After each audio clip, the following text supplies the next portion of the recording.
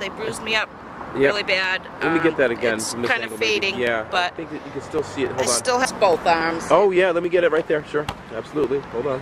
Yeah, Down I see it right here. there. Hold on. Stay right there. 1, 3, 2, and 3, 2, and. One of the other officers who had showed up grabbed her, and he pointed at me, and the officer just tackled me, basically like a football player would tackle somebody. I get, very shooken up about this. It was very humiliating, very unnecessary. Mr. Gannon had an occasion on his porch where the police came to his home, and he videotaped them using cameras that were installed at his home with a sign that said, video in progress. And they did very bad things that night. They entered his home without permission, and they put guns to his face. And being a trained veteran, he took those guns from them violently and quickly and put them back on her. She was bruised. They maced her, they beat her, they maced him, they beat him. He has a respiratory issue now. He had to go to the VA, who botched his surgery. He's got a tracheotomy issue now. Who knows if that was part of it? But the issue is, there's no reason for them to put their hands on him. He was standing there with his dog, videotaping them. That's all. And that's what the witnesses will say. Pam Reynolds acquitted also. They charged him with a number of things, a laundry list. Ladies and gentlemen, I want you to put your First Amendment hats on now and think for a minute, because I'm going to take you on a journey. We're going to journey up to Nashua, New Hampshire again, where we've gone several times to address First Amendment issues. Tonight we're at the accreditation hearing, because some police at Nashua just don't get it. Are you with an association? Or? Yes, KingCast.net. KingCast.net. One word? Yes. And we're going to return to Nashua in just a moment. But first we're going to talk about what happened tonight in Providence on I-95 as I'm trying to capture imagery from a car crash. There's another officer who doesn't get it, okay? And there he is shining his Maglite in my face, and he's telling me, oh, well, move your car, I'll have you arrested, okay? No, officer. Why don't you just first try to ascertain whether or not I'm off the road as I was, and then, at that point, tell me to be safe, as you would tell any other media personnel. That's all you got to do. Ascertain whether or not I'm media, then tell me to be careful, okay? Well, anyway, I had to work around you, so I drove up the road, came back down, and got better footage anyway. Those who serve rocks on all the hot blocks. Every last soul must pay the last toll. In the dice game of life, who gets the last roll? Is it the one with the suit, the one with the sag, the one who hides behind his fucking gun and his badge?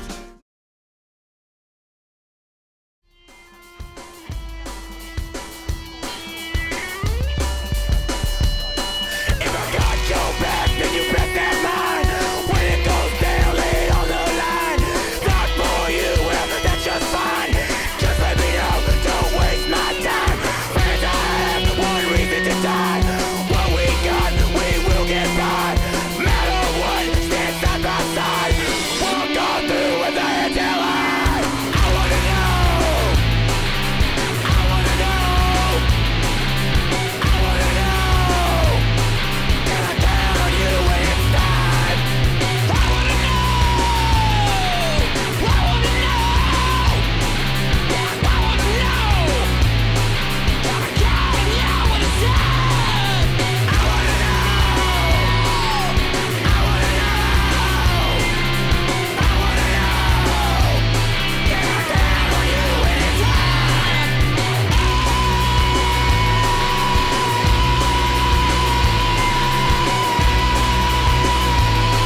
Can I count on you when it's time? Gentlemen, I'm trying to keep this brief. I come to you with a background in law enforcement myself as a law enforcement attorney, and it may surprise some people to know that I truly believe that most of the police in Nashua, the entire police force, I think, overall, is good.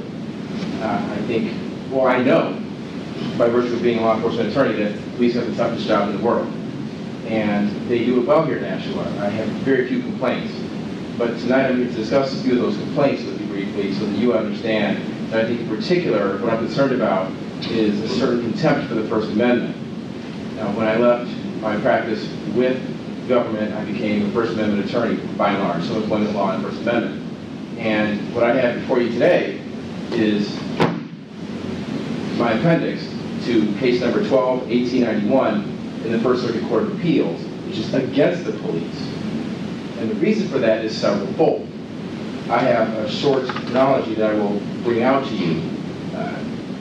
And as I do this, you should know that I hold a certificate of appreciation from the former mayor for First Amendment activity in this very city when I lived here for 7 years. The first issue occurred in 2002 or so, maybe 2003. I was living here and I filed a complaint against a housemate of mine who was a thief. And well, let me cut short on what I want to say about that, but make a long story short, the detective who answered that call was disrespectful to me, to the utmost. And for the first time in my life, I filed a complaint against a police officer, other than practice. And at some point, that detective was fired. And that's good. They took response to that. I understand he had a number of complaints against him, and he did take action. I commend them for that. However, they've since lost the file, so we don't know what happened with that. But the next thing that happened occurred in 2006.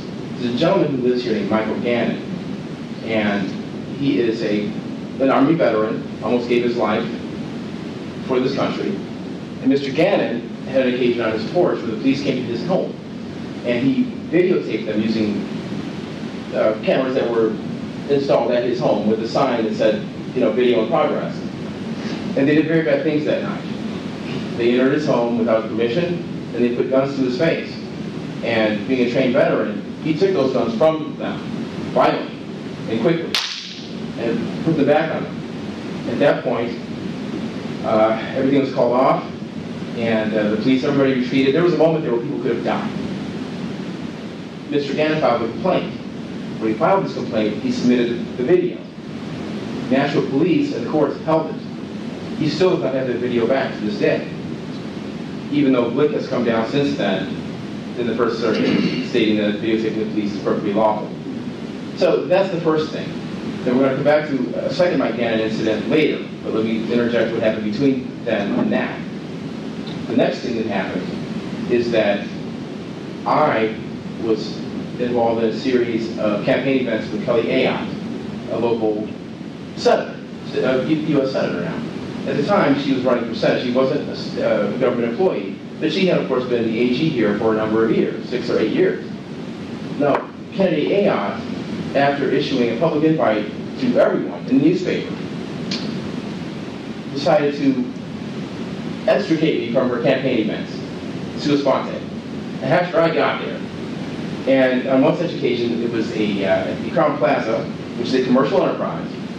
Joe Arpaio was there. I interviewed him in the hallway without incident. Then I went to enter. Dennis Hogan was there. He's a local Republican chair of the committee. I know Dennis. Part of the reason I got my First Amendment accommodation is because of school board issues with Dennis. And Dennis is, of course, an attorney. He's the county attorney now. So I get there. Dennis invites me in. But at some point, they decided I had to go.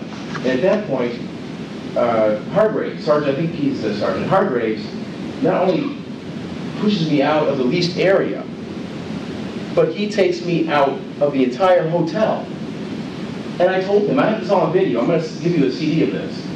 And in the hallway, I tell him, I says, look, I'm all set now, I'm not in the leased area any longer. Why are you hassling me? But nonetheless, he stood above me, you know, with two of his partners, with guns, holstered and everything. I felt compelled to leave. That's part of my appeal. That's what's going on now in the First Circuit. That is conduct that is antithetical to the First Amendment and the Fourth Estate. You can't do that to a reporter. I wasn't violent, I wasn't loud, none of those things. And the video substantiates that.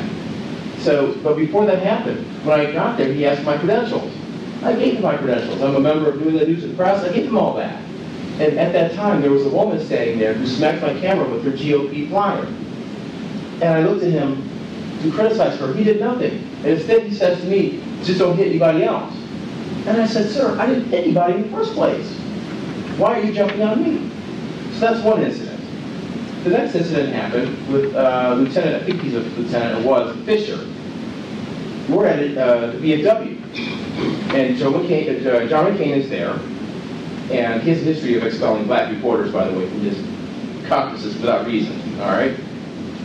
Stephen Price is his name. But anyway, what happened was, at that point, I was told I couldn't come in, even though I RSVP'd for this event.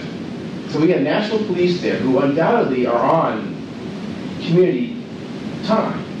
I don't think they hired a private detail.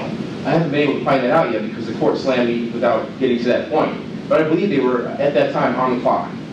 So I get there and they said, you can't come in. I said, it's fine. So I stay on the sidewalk, I follow his commands, I have all the video of this. Lieutenant Fisher, despite me following his commands, begins to talk over me as I try to address the candidate, and she walks in.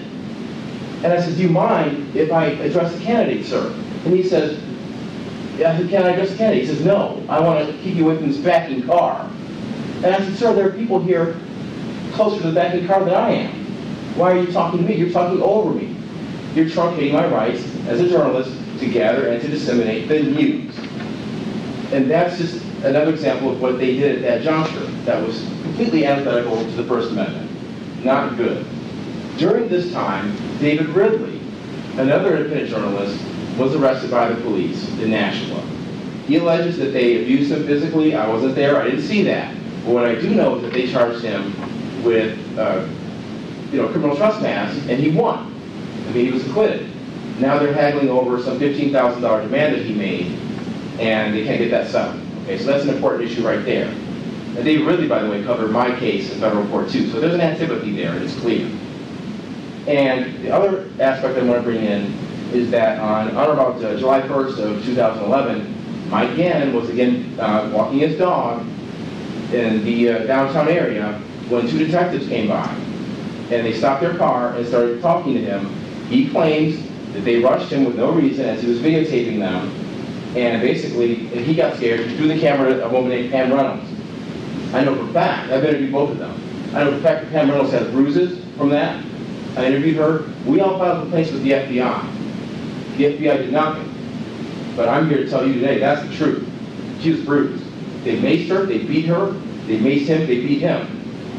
He has a respiratory issue now. He had to go to the VA, who botched his surgery. He's got a tracheotomy issue now. Who knows if that was part of it. But the issue is, there's no reason for them to put their hands on him. He was standing there with his dog, videotaping them. That's all.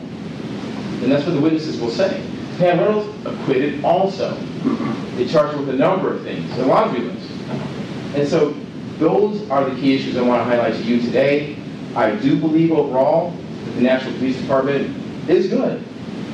There are a lot of people on the internet who want to say they're not, and they try to put me in that cadre. I won't go there, but I will say that these are very serious issues, and I will definitely submit to you those DVDs showing the interviews with the people who were involved, as well as the conduct that happened with me as a reporter.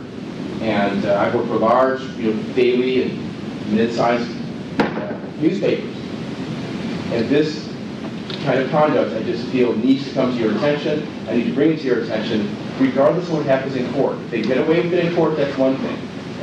But to tell you this is something that, I went to law school for. I lived my life to tell the truth, and that's why we're here. Okay. Yeah. Thank you, sir. Next speaker will be Karen Ramsey. Here at KingCast.net at the Nashua Police Department. And I've just left the side door entrance over there, where folks were providing testimony, commentary with respect to the accreditation process, and pretty much everybody said that they should be accredited. Now, I didn't really deny that. That wasn't my point. I wasn't going hardline with these people. My point was that there are issues that they need to address, and but they can't keep hiding their head in the sand about them. I'm not going to make them do one thing one way or the other. Let's get real. But I am going to say what I have to say for the record, and now it's done.